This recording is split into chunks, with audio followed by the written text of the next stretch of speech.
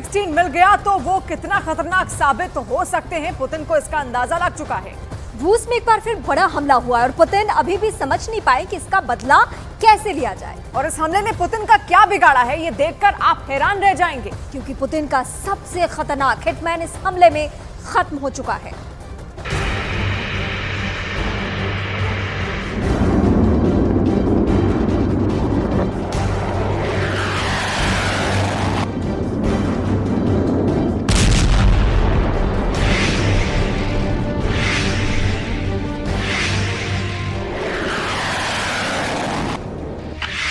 चौबीस घंटे से ज्यादा हो चुके हैं। ये तस्वीर पुतिन के जहन में दौड़े जा रही है। 24 घंटे से ज्यादा हो चुके हैं। इस तस्वीर ने रूस की इज्जत को जैसे मिट्टी में मिला दिया है। 24 घंटे से ज्यादा हो चुके हैं। इस तस्वीर को देखकर पुतिन बार बार पूछ रहे हैं कि इसका जिम्मेदार कौन है और उसे सजा क्या दी जाए। इस तस्वीर को रूस ने दुनिया से छुपाने की बहुत कोशिश की, लेकिन अब जितने एंगल से तस्वीर वायरल की जा रही है, उतनी ज्यादा रूस की फजीहत हो रही है। यही वजह है कि पुतिन के गुस्से का तापमान उतना ही ज्यादा बढ़ता जा रहा है। ये युद्ध वाले बुखार की वो स्टेज है जिसमें अचानक से ज़ेलेंस्की ने पुतिन को बड़े झटके देना शुरू कर दिया है। ये रूस का सेल्सी एयरबेस है और यहां जल रहा ये विमान रूस का Tu-22M3 है। ये रूस का स्ट्रैटेजिक बम वर्षक विमान है जो सुपरसोनिक रफ्तार से दुश्मन पर हमला कर सकता है। हम कह सकते हैं कि रूस का परमाणु हिटमैन मारा गया है। ड्रोन अटैक में पुतिन का Tu-22 पूरी तरह जल गया है। सवाल है कि क्या रूस में ही ज़ेलेंस्की का शूटर गैंग एक्टिव है या फिर यह हमला सीधे यूक्रेन से किया गया है। यूक्रेन ऐसे हमले करने में सक्षम है। आए दिन अब मॉस्को में ड्रोन से हमले हो रहे हैं। पुतिन कई ड्रोन को मारने में कामयाब हुए हैं तो ज़ेलेंस्की के कई ड्रोन ने अपने मिशन को पूरा किया है। इस युद्ध में काउंटर अटैक छेड़ चुके ज़ेलेंस्की का सबसे बड़ा मकसद युद्ध को रूस के अंदर ले जाना है और अब वो इस तरह के हमले करके पुतिन को बताना चाहते हैं कि जंग की आग यूक्रेन को ही नहीं, रूस को भी पूरी तरह जला सकती है।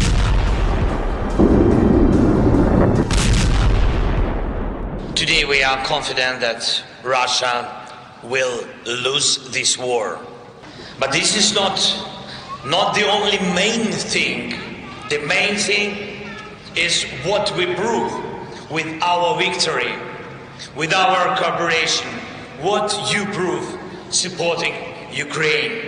Together we prove that life is a value, that people matter, freedom matters, Europe matters.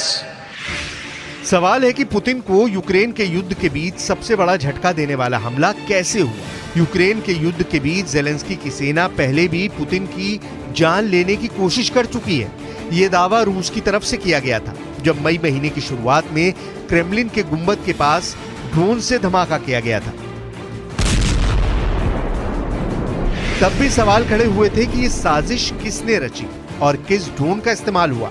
क्या ये ड्रोन वाकई यूक्रेन की जमीन से उड़े और बिना ट्रैक हुए मॉस्को तक पहुंच गए, या फिर रूस के अंदर मौजूद ज़ेलेंस्की के छापामार लड़ाकों ने मॉस्को के करीब से इस ड्रोन को आसमान में पहुंचाया। यही सवाल सेल्सी एयरबेस पर हुए ड्रोन अटैक के बाद उठाए जा रहे हैं। यह हमला रूस में हुआ है,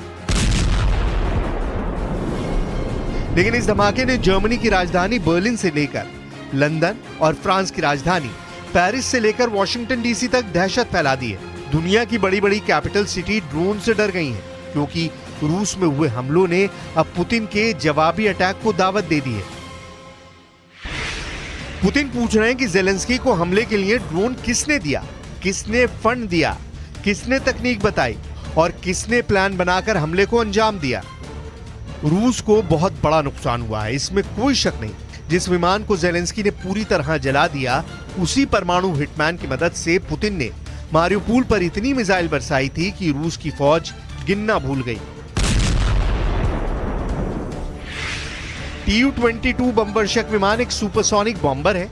ये 22,000 किलो बम और मिसाइल लेकर उड़ सकता है। ये रूस की बहुत ही खतरनाक न्यूक्लियर फोर्स का हिस्सा है। TU-22 इस वक्त नेटो के लिए भी बहुत बड़ा खतरा माना जाता है। इसे बहुत शॉर्ट नोटिस पर दुनिया में किसी भी जगह हमले के लिए डिप्लॉय किया जा सकता है।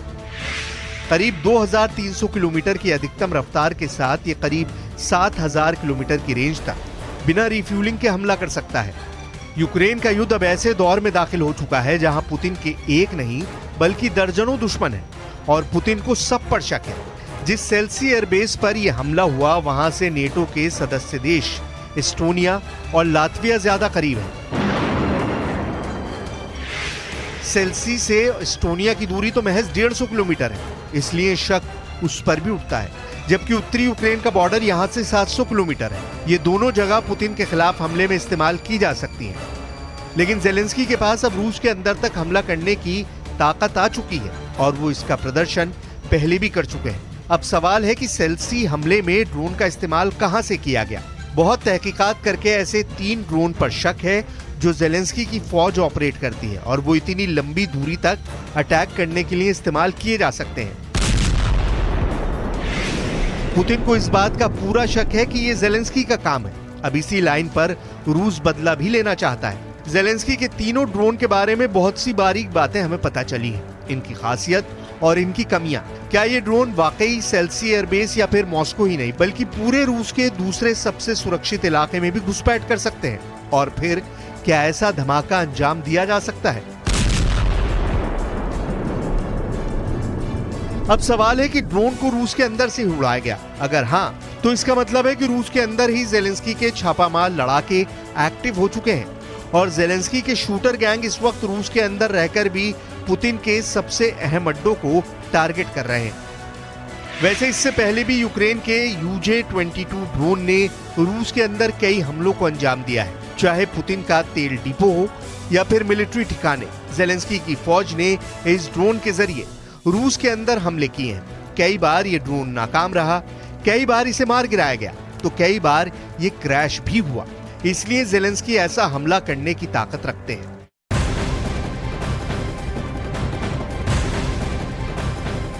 और पड़ोसी देश से आ रही इस वक्त की एक बड़ी अपडेट की बात करेंगे और ये बड़ी खबर पाकिस्तान के खैबर पख्तूनख्वा से आ रही है, जहां करीब 1200 फीट की ऊंचाई पर केबल कार में 6 बच्चों समेत 8 लोग फंस गए हैं, जिन्हें बचाने के लिए सेना की मदद ली जा रही है। अंधेरा होने से पहले सेना केबल कार में फंसे बच्चों को और शिक्षकों को बचाने में जुटी हुई है। फिलहाल उन बच्चों और शिक्षकों तक खाने की चीजें, पानी और दवाएं पहुंचाई गई और उन्हें जल्द वहां से निकालने की कोशिश की जा रही है। तो ये बड़ी अपडेट आपको बता रहे हैं, केबल कार में 8 लोग फंसे हैं। दरअसल आपको बताएं कि खैबर पख्तूनख्वा के बट्टा ग्राम इलाके में ये जो खाई के ऊपर आपको केबल कार दिखाई दे रही है, इसके नीचे एक नदी बहती है और इस नदी को पार करने के लिए वहां पर न कोई पुल है न कोई और